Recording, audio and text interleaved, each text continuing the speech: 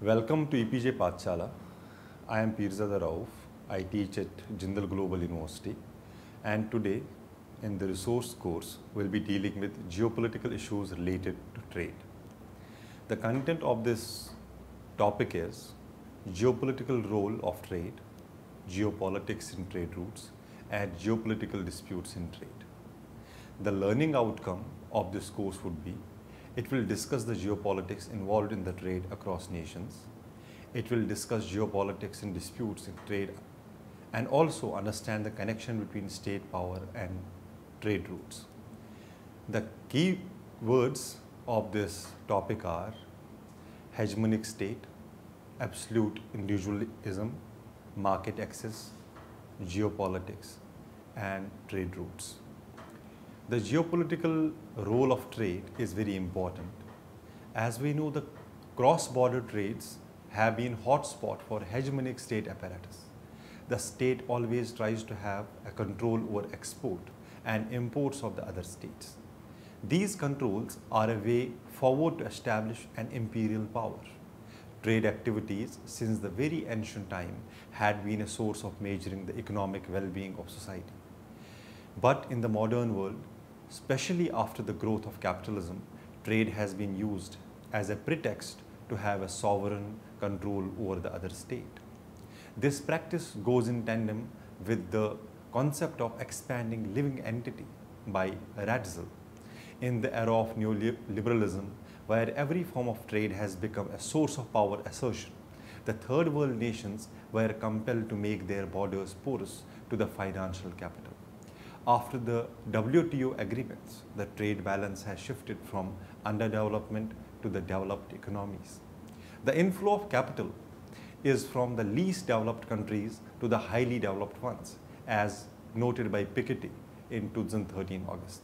The idea to have hegemony over global trade led to a new phase of capitalism, which Lenin terms as imperialism. When states are situated in the context of world of evolving social practices, they lose their exclusivity, but one historic role of states is thereby re-emphasized. This is that of the definition and regulation of property rights. The modern territorial state system has been associated from its origins in the Europe, especially Western Europe, in the 17th and 18th century.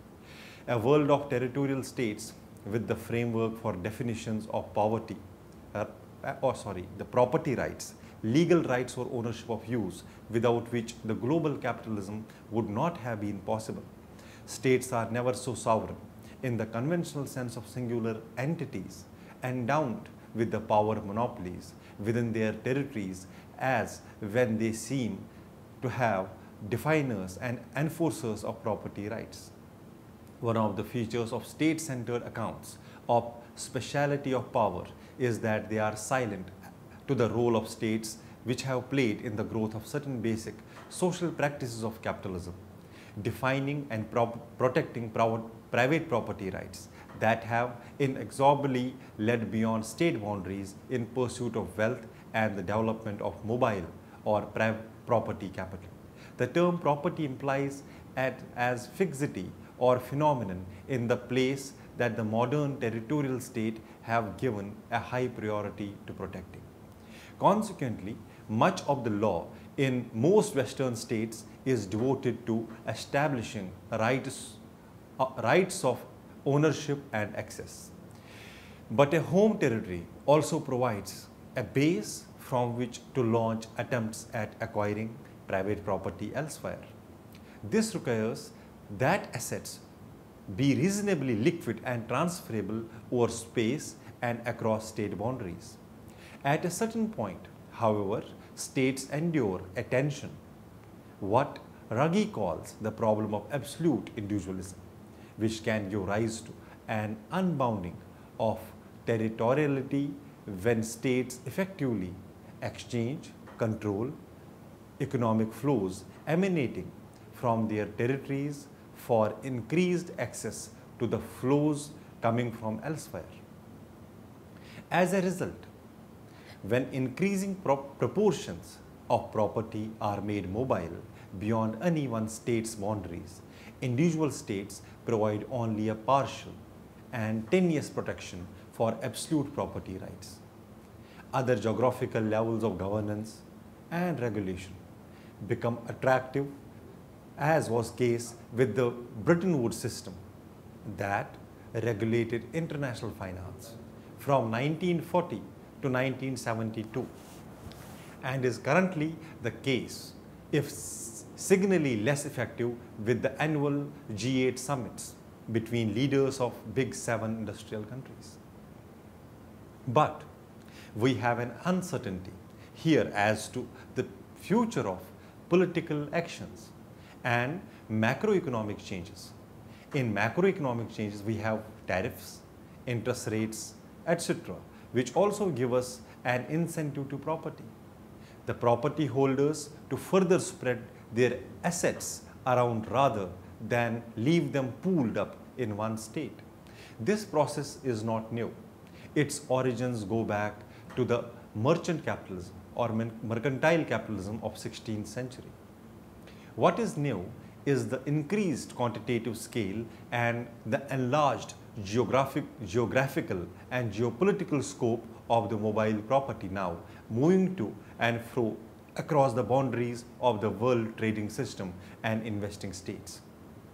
In this context, states and firms have changed their orientation from free trade to what has been called market access.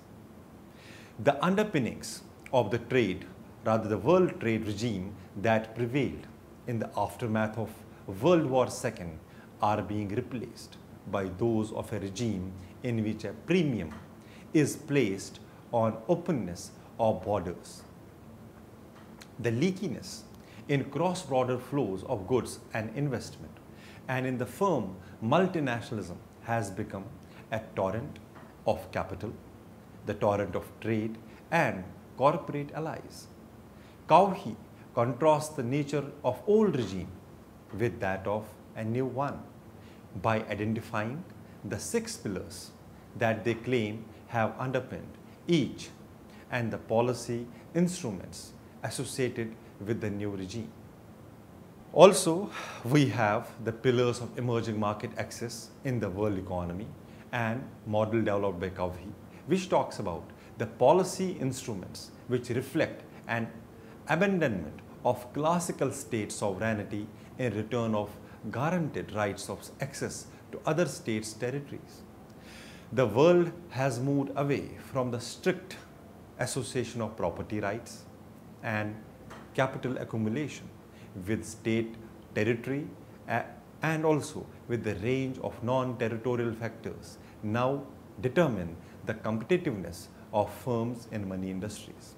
Also, the access to technological marketing strategies, responsiveness to consumers, flexible management techniques, and all of these are now with the assets of firms and not territories. Firms grow though deploying their internal assets as successfully as possible. We also have states which now compete with one another and attract these mobile assets. These mobile assets are in the form of property to their territories. 3 aspects of market accesses and regimes which are particularly notable with respect to the changing speciality of power.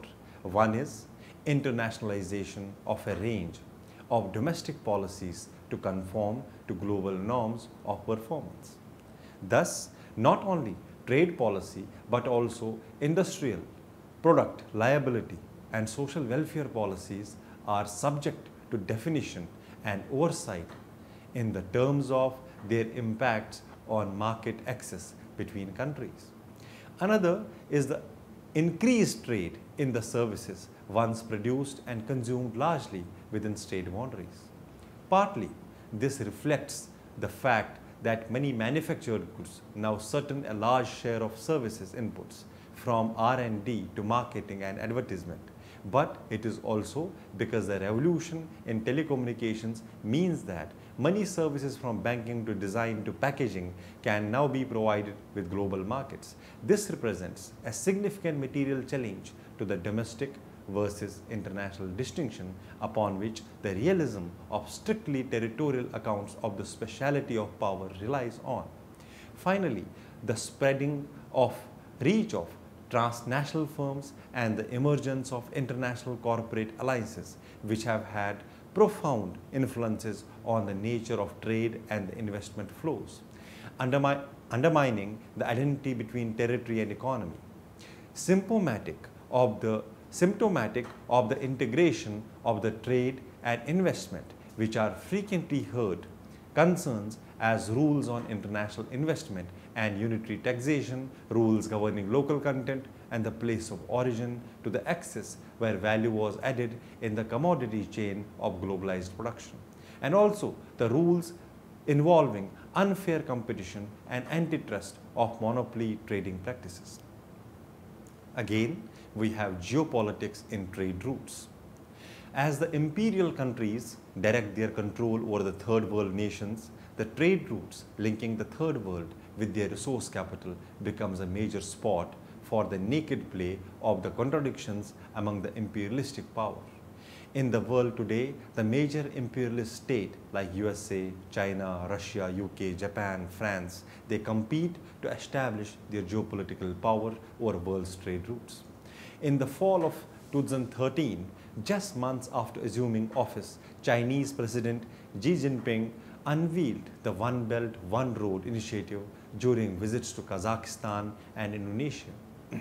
Before Xi, Chinese strategy had been inspired by Deng Xiaoping's warning in the 1990s that Chinese leaders, he insisted, should hide our capacities and bide our time, be good at maintaining a low profile and never claim leadership.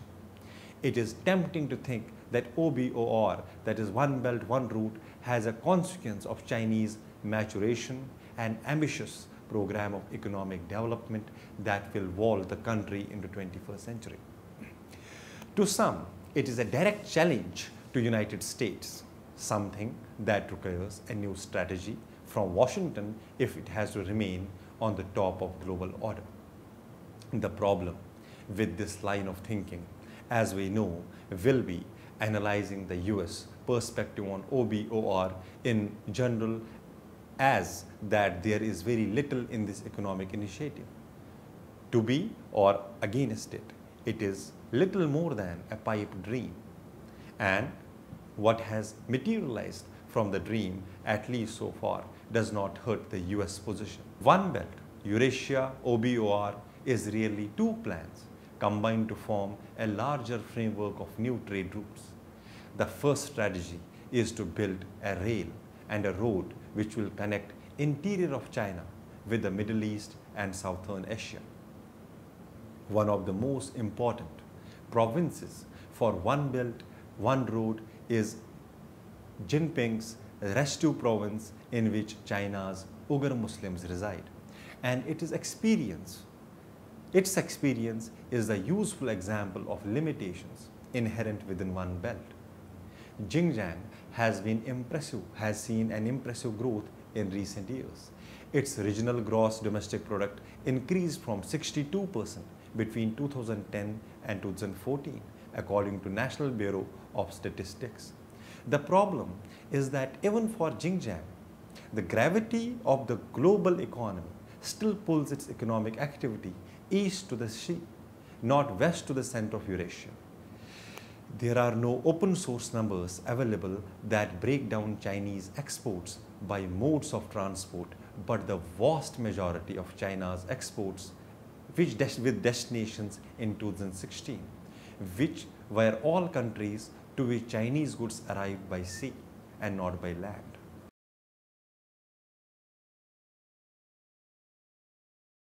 Here, we can talk about the insufficient regional infrastructure, which has tempered expectations, and these tempered expectations of increasing overland exports. But the bigger problem with One Belt is geopolitical.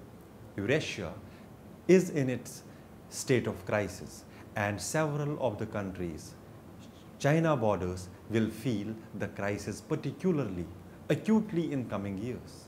Central Asia, a patchwork of states whose borders were drawn to make the countries more easily controlled from Moscow during Soviet era, is hardly a promising market, and that too for Chinese goods.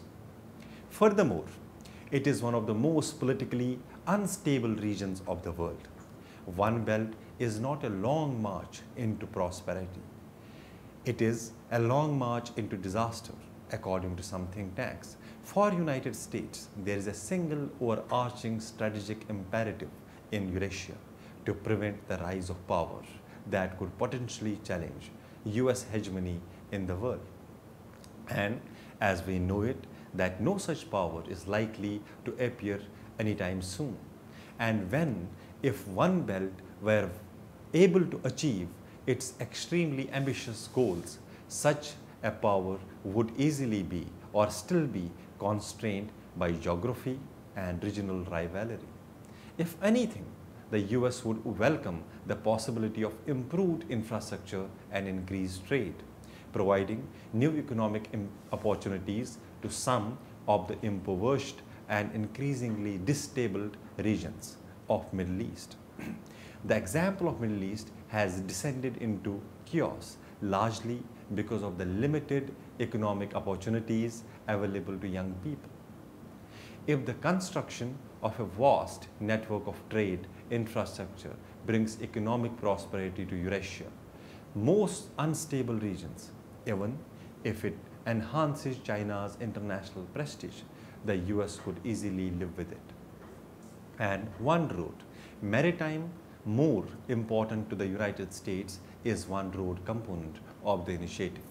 China's vision of a new maritime Silk Road, according to United Nations, the Conference on Trade and Development, roughly 80% of the global trade by volume and over 70% of global trade by value is conducted by sea. The one road portion of OBOR is meant to increase Chinese construction of the ports in countries along with maritime routes that have already used in seaborne trade. China has already seen this strategy pay some dividends, having been awarded contracts to build ports in Myanmar and Sri Lanka. China also, however, had some setbacks. A big Beijing had to deal with Beijing that had Bangladesh fell through 2016 when Dhaka decided that an offer from Japan to build port will better suit it than Chinese construction companies.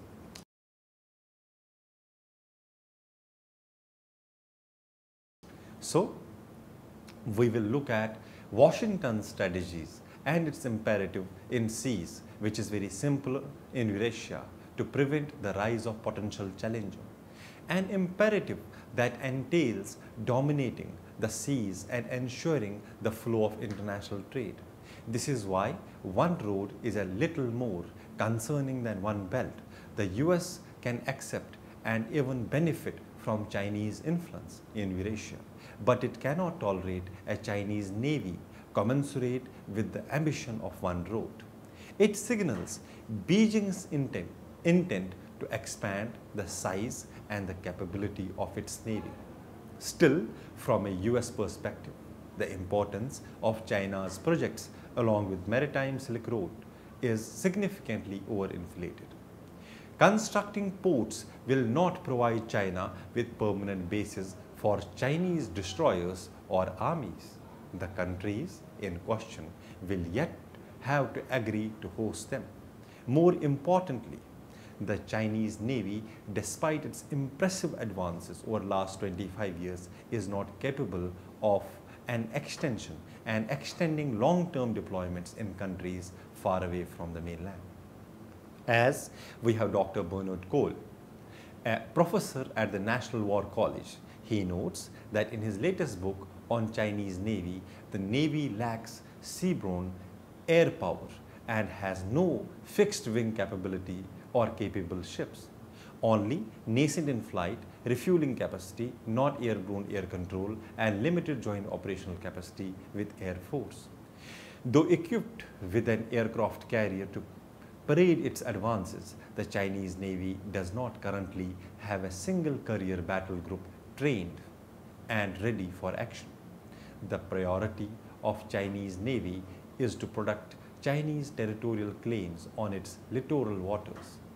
The drama that surrounded US President-elect Trump phone conversation with the President of Taiwan in 2016 emphasized just how weak China is relative to United States. China can't really stop the United States from meddling in Taiwan, let alone match its navy pound for pound, so long as China's interests are actually in sync with those of US.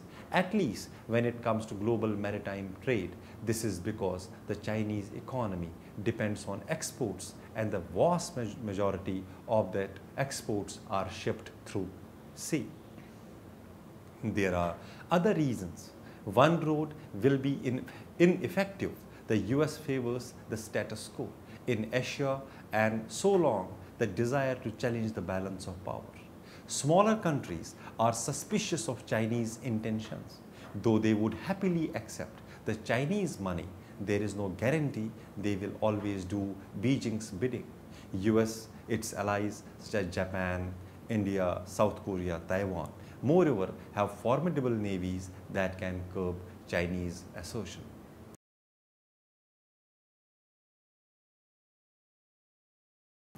All of this that lies a bigger flaw in Chinese strategy, even if Beijing were able to scrounge up the trillions of dollars needed to build infrastructure in the world's most inhospitable places.